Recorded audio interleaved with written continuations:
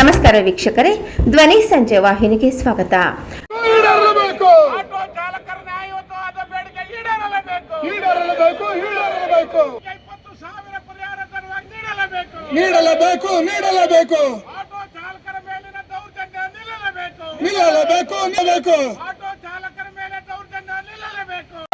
ನಮ್ಮ ಜೈ ಕರ್ನಾಟಕ ಆಟೋ ಘಟಕದ ವತಿಯಿಂದ ಸಾಂಕೇತಿಕವಾಗಿ ಫ್ರೀಡಂ ಪಾರ್ಕ್ ನಲ್ಲಿ ಬೃಹತ್ ಪ್ರತಿಭಟನಾ ಕಾರ್ಯಕ್ರಮವನ್ನು ಇಟ್ಕೊಂಡಿದ್ದೀವಿ.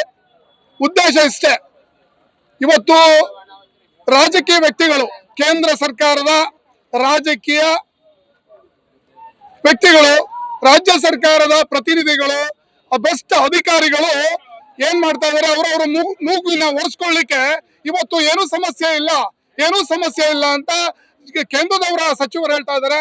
ರಾಜ್ಯದ ಸಚಿವರು ಇವತ್ತು ಏನು ಸಮಸ್ಯೆ ಇಲ್ಲ, LPG ಗ್ಯಾಸ್ಗೆ ನಿರಂತರವಾಗಿ ಬರ್ತಾ ಇದೆ ಅಂತ ಹೇಳ್ತಾ ಇದಾರೆ.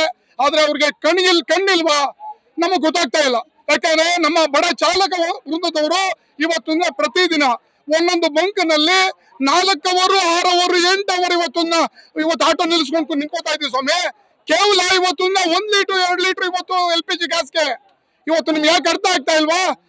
ಯಾವ ರೀತಿಯಲ್ಲಿ ಇವತ್ತು ಯಾವ್ದು ಸಮಸ್ಯೆ ಇಲ್ಲ ಅಂತ ಹೇಳ್ತಾ ಇದ್ದೀರಾ? ಹಾಗಾಗಿ ನೋಡಿ, ಇವತ್ತು ಇಡೀ ರಾಜ್ಯ ಇವತ್ತು ಆಟೋ ಚಾಲಕ ಬಂಧುಗಳು ನಾವೆಲ್ಲರೂ ರೊಚ್ಚಿಗಳಂತ ಒಂದು ಸಂದರ್ಭವನ್ನ ನೀವೇ ಮಾಡ್ತಾ ಇದ್ದೀರಾ. ಇವತ್ತು ಸಾಂಕೇತಿಕವಾಗಿ ನಮ್ಮನ್ನೆಲ್ಲ ಬಂಧಿಸಿ ಇವತ್ತು ಫ್ರೀಡಂ ಪಾರ್ಕ್ ಅಲ್ಲೇ ಇವತ್ತು ನೀವು ಪ್ರತಿಭಟನೆ ಮಾಡಬೇಕು ಅಂತ ಹೇಳಿದಕ್ಕೆ ಸಾಂಕೇತಿಕವಾಗಿ, ಗೌರವಯುತವಾಗಿ, ಕಾನೂನಾತ್ಮಕವಾಗಿ ಇವತ್ತು ಪ್ರತಿಭಟನೆ ಮಾಡ್ತಾ ಇದ್ದೀವಿ.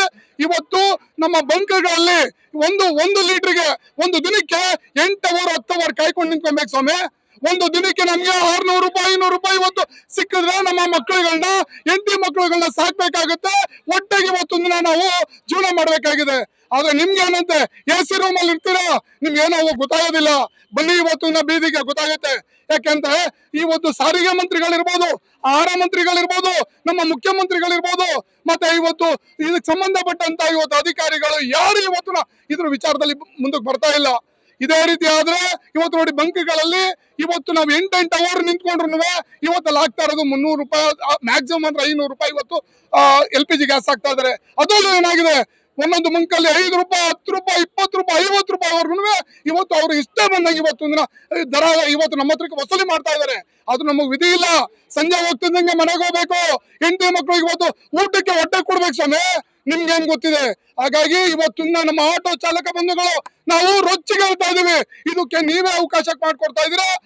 ತಕ್ಷಣ ಅಧಿಕಾರಿಗಳು ಏನ್ ಮಾಡ್ತಾ ಇದ್ದೀರಾ, ಸಾರಿಗೆ ಇಲಾಖೆಯವರು ಬಂದು ಬಂಕಲ್ಲಿ ಇವತ್ತು ಬಂಕಲ್ಲಿ ಚೆಕ್ ಮಾಡಿ ಯಾರ್ಯಾರು ಯಾವ ರೈಟ್ ಇದಾರೆ ಅಂತ ಹೇಳಿ ಅವ್ರಿಗೆ ಇವತ್ತು ಮಾರ್ಗಸೂಚನೆ ಕೊಡುವಂತದ್ದು ನಿಮ್ಗೆ ಇಲ್ವಾ? ಅಧಿಕಾರ ಇಲ್ವಾ ಸರ್? ಇವ್ರು ಏನ್ ಮಾಡ್ತಾ ಇದೀರ, ನಿಮ್ಮ ಸಾರಿಗೆ ಸಚಿವರು ಏನ್ ಮಾಡ್ತಾ ಇದೀರ?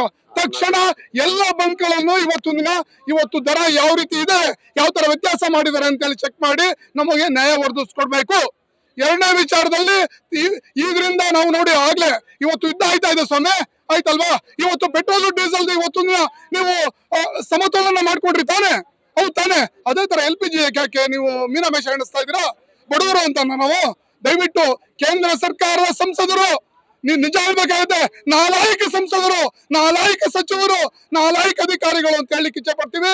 ಆಗ್ಲೇ 15 ದಿನ 1 ತಿಂಗಳಾಯ್ತು. ಒಟ್ಟಾಗಿ ಏನ್ ಮಾಡೋಣ ನಾವು? ಯಾರಿಗೆ ಕೇಳೋಣ? ಇವತ್ತು ನಿಮ್ಮ ಮೀಡಿಯಾದಲ್ಲ ತೋರಿಸ್ತಾ ಇದ್ದೀರಾ ಸರ್, ಅಲ್ವೇ? ಎಷ್ಟು ಜನ ಇವತ್ತು ಆತ್ಮ ಸ್ವಾಭಿಮಾನದಿಂದ ಬರ್ತಾ ಇದೀವಿ ನಾವಿಲ್ಲಿ. ಸ್ವಾಭಿಮಾನದಿಂದ ಬೆಳಗ್ಗೆ ಸಂಜೆವರೆಗೂ ಕೆಲಸ ಮಾಡ್ತಾ ಇದೀವಿ. ಕಣ್ಣಲ್ಲಿ ನೀರು ಹಾಕಂತ ಪರಿಸ್ಥಿತಿ ಬಂದಿದೆ. ಆದ್ರೂ ಇವತ್ತು ಇದಕ್ಕೆ ಯಾರು ಸ್ಪಂದಿಸ ಅಂತವ್ರಿಲ್ಲ. ಸಾಂಕೇತಿಕವಾಗಿ ನಮ್ಮ ಜೈ ಕರ್ನಾಟಕ ಸಂಘಟನೆಯ ಆಟೋ ಘಟಕದ ವತಿಯಿಂದ ಫ್ರೀಡಂ ಪಾರ್ಕ್ ನಲ್ಲಿ ಇವತ್ತು ನಾವು ಪ್ರತಿಭಟನೆ ಮಾಡ್ತಾ ಇದೀವಿ. ಈಗ ಮನವಿಯನ್ನು ಸಹಿತ ಸಾರಿಗೆ ಇಲಾಖೆಯ ಮಂತ್ರಿಗಳಿಗೆ, ಆಹಾರ ಇಲಾಖೆ ಮಂತ್ರಿಗಳಿಗೆ, ಮಾನ್ಯ CM ಅವ್ರಿಗೂ ಇವತ್ತು ನಾವು ತಲುಪಿಸ್ತಾ ಇದೀವಿ.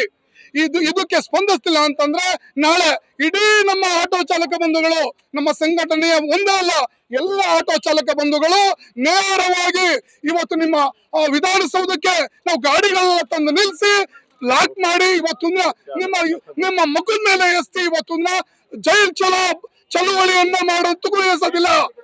ಈ ರೀತಿ ನಾವು ಆಲ್ರೆಡಿ ನಾವೆಲ್ಲ ಚಾಲಕ ಬಂಧುಗಳು ಸಮಾಲೋಚನೆ ಮಾಡ್ತಾ ಇದೀವಿ. ಇದನ್ನ ಮಿತ್ಮೀರೋದಕ್ಕಿಂತ ಮುಂಚೆ ತಕ್ಷಣ ಇವತ್ತು ನಮಗೆ ನ್ಯಾಯ ಒದಗಿಸ್ಕೊಡ್ಬೇಕು.